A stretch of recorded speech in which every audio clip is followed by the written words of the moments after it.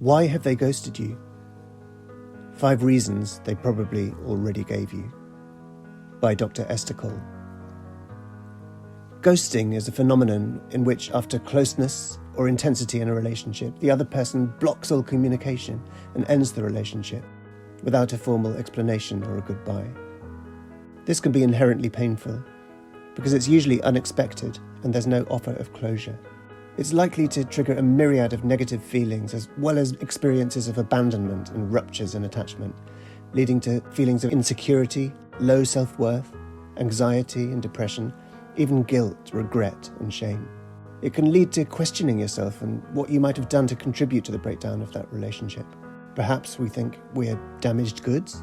Neuroscientists have shown that the areas of the brain involved in perceiving pain are activated just as intensely by emotional pain as by physical injury.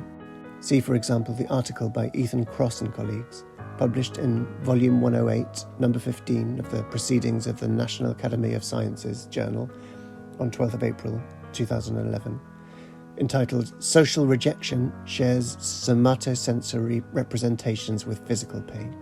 Loss and grief of all kinds induce pain, and ghosting is no exception. While being ghosted is painful, and it can be reassuring to believe that it says nothing about your inherent self-worth, as Dr. Janice Vilhauer argues in her article, Why Ghosting Hurts So Much, I've learned the hard way that I could have predicted it, even from close family members. I believe that predicting ghosting will bring us closer to protecting ourselves from its negative consequences. Predicting it will also enable healing, grieving, acceptance, and eventual closure. The chances are you were already told, either consciously or subconsciously, that there were conditions within your relationship that would increase the probability of being ghosted.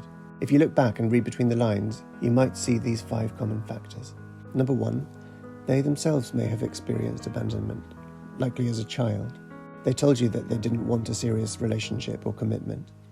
Or they said they just wanted casual sex. They may even have stated the opposite by love-bombing you and telling you that you were the love of their life.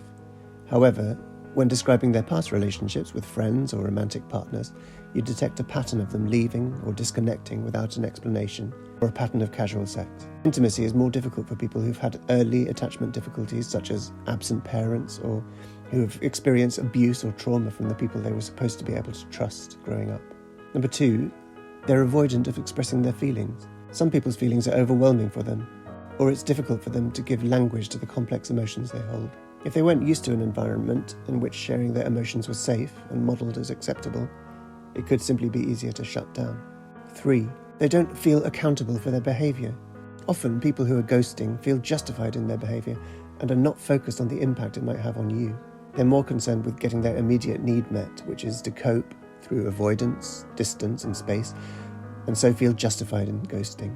They may even feel that they've been harmed by other, more severe behaviours in the past, and do not consider this to be particularly damaging, or at least they underestimate the impact on you. 4, you have very different views. You've tried to come to an agreement on a range of issues, but clearly differ on fundamental values, thoughts, or hopes for the future. People tend to prefer to be in the company of others who are in agreement or alignment with their own worldview. This helps maintain psychological safety and security. They would rather block you than admit that you might have some valid points, or a worldview that may contradict or challenge their own, because this poses a threat. Number 5, they need to be in control of the situation. The impact of all the above is that they somehow feel that continuing a relationship with you will disempower them, or create a power dynamic in which they're no longer in control or on top. You didn't fit within their view of how they saw their own life, or how they saw the relationship going, and they could no longer control your part in their life. If they can't control it, they'd rather be in a relationship in which they can have that control. When a person ghosts you, it's painful at first. However, if you look back and see any of these 5 predictors, the ghosting may actually be a positive sign that you've drawn a line and mapped out your own boundaries.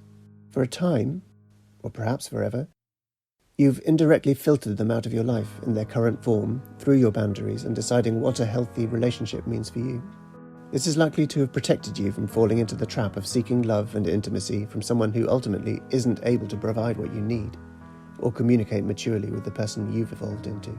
For all the children and adults who experience pain from parents abruptly ending communication with them and feeling unloved and damaged as a consequence, Doesn't this say more about them than you as their son or daughter?